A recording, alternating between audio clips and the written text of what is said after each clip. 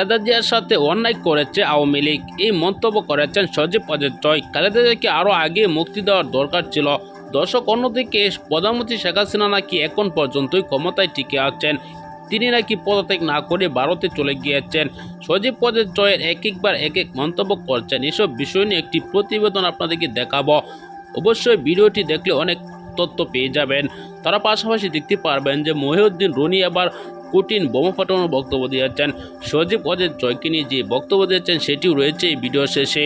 অত্যন্ত গুরুত্বপূর্ণ একটি ভিডিও, তাই ভিডিওটি না টেনে পুরো ভিডিওটি দেখবেন। পুরো ভিডিওটি দেখলেন এই ভিডিও সম্পর্কে অবশ্যই আপনার মূল্যবান মতামত কমেন্টে জানাবেন।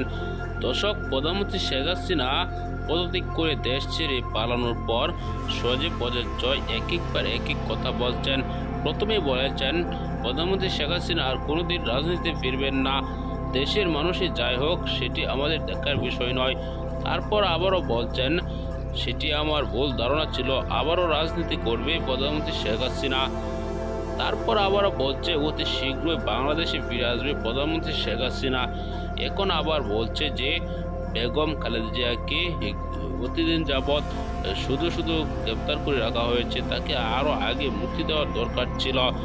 দর্শক, আবারও বলছেন প্রধানমন্ত্রী শেখ হাসিনা নাকি পদত্যাগ করে দেশ ছেড়েছেন, তিনি নাকি এখন পর্যন্ত ক্ষমতায় আসেন। দর্শক, তার একবার এক মন্তব্য নিয়ে কঠিনভাবে ক্ষিপ্ত হয়ে গিয়েছেন মহিউদ্দিন রনি। এই ভিডিওতে আপনারা দেখেছেন সম্পূর্ণ তথ্য। অনেকেই বলছেন সজীব ওয়াজেদ জয়ের নাকি কোনো সমস্যা হয়েছে, সেজন্য নাকি তিনি এই কথা বলছেন একবার এক কথা। দর্শক, আপনার কি মনে হয়? অবশ্যই আপনার মূল্যবান মতামত কমেন্টে জানাতে ভুলবেন না। আসসালামু আলাইকুম।